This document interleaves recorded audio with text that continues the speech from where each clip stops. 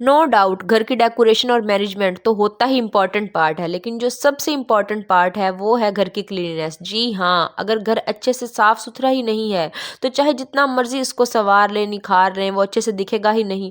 तो मैंने सोचा आज मैं अपनी बहनों के लिए एक मोटिवेशनल वीडियो बना लूँ, क्योंकि किसी को काम करता देखे ना तो खुद भी दिल करता है डीप क्लीनिंग वगैरह करने को। तो इसलिए ये वीडियो बनाने का मकसद ही यही है। So let's get started. अस्सलाम वालेकुम everyone, once again welcome back to my channel Sumira Khan vlogs. Hope you are doing good. अल्हम्दुलिल्लाह आई एम गुड।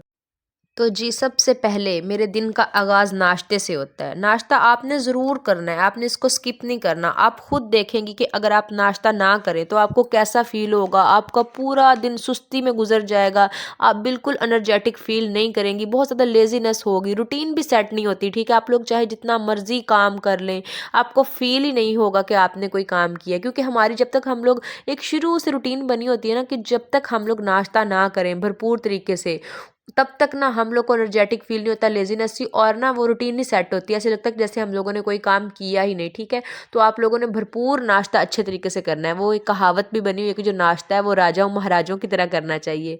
उसके बाद जो दोपहर का खाना है वो आप लोगों ने हकीम की तरह बच बच के डर डर के खाना है, और जो रात का खाना है वो आप लोगों ने फ़कीर की तरह खाना है। क्योंकि आपको पता है रात को हम लोग लेट जाते हैं तो इतना वर्कआउट नहीं करते, जिसकी वजह से उसका डाइजेस्ट होना थोड़ा मुश्किल होता है। इसलिए जब भी आप लोग रात का खाना खाएं वो लाइट खाएं, और सुबह का खाना आप लोगों ने भरपूर तरीके से करना है। अब जी मैं अपने रूम को सेट करूंगी। मैं आपको एक बात बताऊं, आपका पूरा रूम सेट है ना और आपकी बेडशीट सेट नहीं है तो बिलीव मी आपको मैसी लगेगा। लेकिन अगर आपकी बेडशीट सेट है और आपका पूरा रूम मैसी है, फिर भी आपको ना एक लुक चेंज सी लगेगी। ठीक है, तो जो बेड का है ना वो बहुत बड़ा रोल है। जब तक बेड सेट ना हो सुकून नहीं आता। इससे पहले मैं तो सबसे पहले अपने बेडशीट को सेट करती हूँ और फिर सारे रूम को आहिस्ता आहिस्ता दूसरे को भी सेट कर लेती हूँ। और साथ के साथ ही ना आप लोगों ने अपने रूम की जितने भी डोर्स हैं और जो भी विंडो है ना उसको आप लोगों ने लाजमी ओपन कर देना। ये वेंटिलेशन का बहुत अच्छा सोर्स है। ठीक है, क्योंकि आपको पता है सर्दी है, इतनी ज़्यादा धूप भी नहीं हो रही होती, तो इसलिए आप लोग अगर डोर वगैरह को ओपन कर देंगे ना तो वो हवा आएगी, वेंटिलेशन होगी, और शाम को जब आप लोग डोर क्लोज करोगे ना तो रूम कूजी कूजी सा रहेगा। अदरवाइज ना रूम में वो ठंड सी बनी रहती है और कूजी माहौल नहीं होता। और अपने रूम में ना आप लोग जो वार्म लाइट्स होती है ना उनका इस्तेमाल किया करें। वाइट लाइट से ना कूजी माहौल नहीं, इन्वायरमेंट क्रिएट नहीं होता। मैं जैसे ही ना कन्वीनियंट होती है ना उस हिसाब से काम कर लेती हूँ कि मुझे कौन सा काम पहले करना है और कौन सा बाद में करना है। ये ज़्यादातर मौसम पे भी डिपेंड करता है। अब जब गर्मियाँ होती हैं तो हम लोग झाड़ू को सबसे पहले लगा लेते हैं, खासतौर पर बाहर सेहन में, क्योंकि बाद में गर्मी इतनी ज़्यादा हो जाती है कि वो हमसे काम नहीं होता। और सर्दियों में सबसे पहले मैं जो रूम है उसको सेट कर लेती हूँ, उसके बाद बाहर की सफाई करती हूँ। पहले रूम से जो भी गंद होता है उसको बाहर निकाल लेती हूँ। आप लोग जब भी जिस जगह की भी सफाई कर रहे हो ना तो उसको आप लोगों ने सारी जगह को कवर करना है, सारी जगह को अच्छे से साफ कर देना है। ठीक है, चीज़ों को उठा के उसको साफ करना है। अगर आप लोग किसी कॉर्नर को, किसी एक जगह को, स्पेसिफिक जगह को छोड़ देंगे ना उसमें से, तो आपका जो 5 मिनट का काम है ना वो 15 मिनट में होगा। बाद में जाके फिर वही जगह भी तो साफ हमने करनी होती है। इसलिए साथ के साथ जो भी काम है ना साथ के साथ ही आप लोगों ने साफ करते जाना है। अगर आप लोग रोज सफाई करती है ना तो आपका घर इतना ज़्यादा गंदा भी नहीं होता और हमें इतनी ज़्यादा मेहनत भी नहीं करनी पड़ती। ठीक है, लेकिन अगर आप लोग 1 से 2 दिन के बाद काम करती हैं फिर तो जाहिर सी बात है आप लोगों को डबल काम करना पड़ता है। इसलिए साथ के साथ आप लोग सफाई करते जाएं और रोज करें ताकि इतना ज़्यादा बर्डन ही ना बने आप पे। जी मेरी सफाई कंप्लीट हो गई थी तो अब मैं जो रूम में पोछा लगा लूंगी। आप लोगों ने जो पोछा है ना वो रोज के रोज लगाना है। इसमें थोड़ा सा सरफ आप लोग ऐड कर सकते हैं, बेकिंग सोडा ऐड कर सकते हैं, उससे जो मट्टी वगैरह होती है वो जल्दी से ना ऊपर आ जाती है।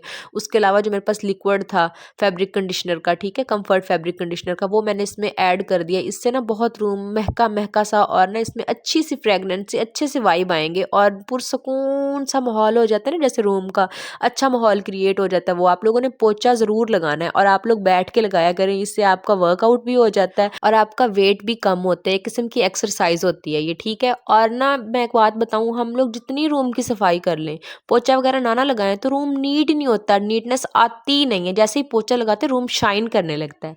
और साथ के साथ ही मैंने जो मेरे पास दूसरी रजाइयाँ पड़ी थी वो मैंने बाहर धूप में फेंक दी। आप लोग भी अपने बिस्तर को लाजमी धूप लगवाया करें, जरासीम भी नहीं रहते और वो साफ़ हो जाती हैं। उसके बाद जी मेरे जो कपड़े थे वो रूम में पड़े थे ना, जो मैंने मतलब शाम को धोए थे, तो अब मैंने उनको बाहर डाला था कि वो सूख जाए, धूप निकली हुई थी।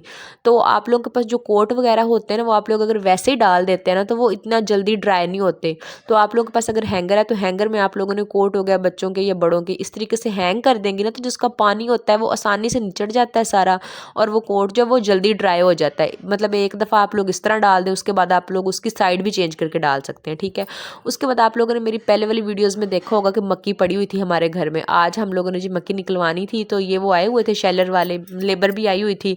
वो इस तरीके से भर रहे थे और इसको अभी ले जाएंगे वो बाहर, ठीक है। और साथ के साथ इसके बाद मैं सफाई करूँ, क्योंकि अगर मैं पहले झाड़ू दे लेती तो उसके बाद जो घन था वो तो फिर वैसे का वैसे ही पड़ा रहना था। इसीलिए जो है ना मैंने फिर बाद में झाड़ू दिया है। और क्योंकि अभी धूप भी काफ़ी निकल आई थी, टाइम भी काफ़ी हो गया था। जो हाउस वाइफ है ना, जो बच्चों की माएँ हैं, वो साथ के साथ ही लगे हाथों अगर काम कर लेंगी ना, तो बिलीव मी आपका काम ज़्यादा होगा ही नहीं, आपकी ज़िंदगी खुद भी आसान हो जाएगी।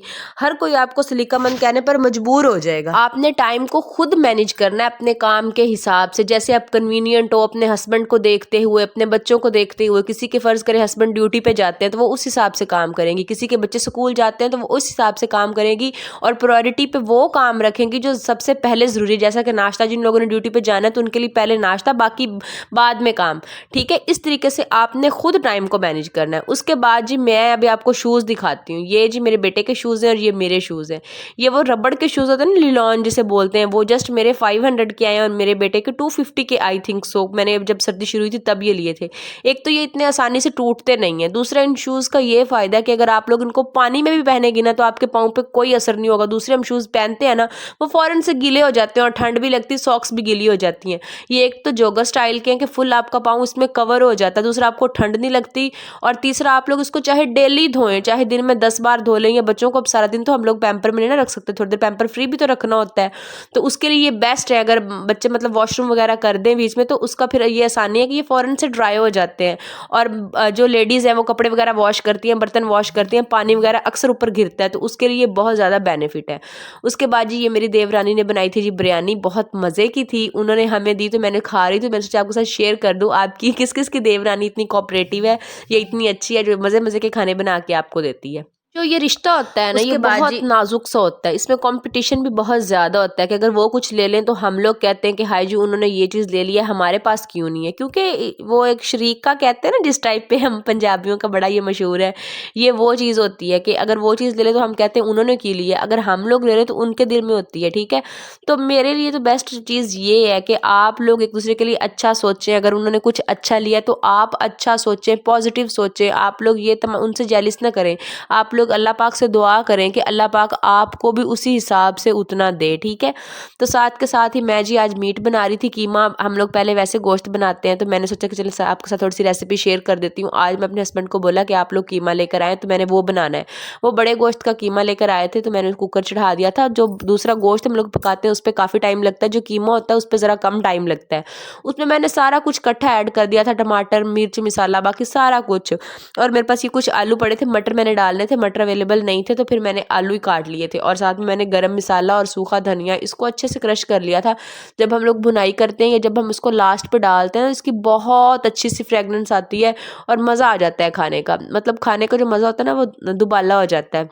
बस मैंने वो कुकर पे चढ़ा दिया था और जो बाकी के काम थे उनको मैंने निपटा लिया था। उसके बाद जी अब मेरा टाइम तकरीबन मैंने 7 से 8 मिनट लगाए थे, ज़्यादा से ज़्यादा। के साथ कीमा बना सकते हैं, ये बहुत जल्दी गल जाता है, ठीक है, और बहुत मज़े का बनता है। और बस मैं इसके भुनाई कर लूँगी फिर उतार लूँगी। चलें जी, इसी के साथ वीडियो को एंड करती हूँ। उम्मीद करती हूँ कि वीडियो आपके लिए काफ़ी मोटिवेट और हेल्पफुल साबित हुई होगी। अगर ये हेल्पफुल साबित हुई है तो काइंडली आप मेरे चैनल को लाइक कर दें, शेयर करें और साथ के साथ आप लोगों ने सब्सक्राइब कर लेना है। अल्लाह हाफिज़।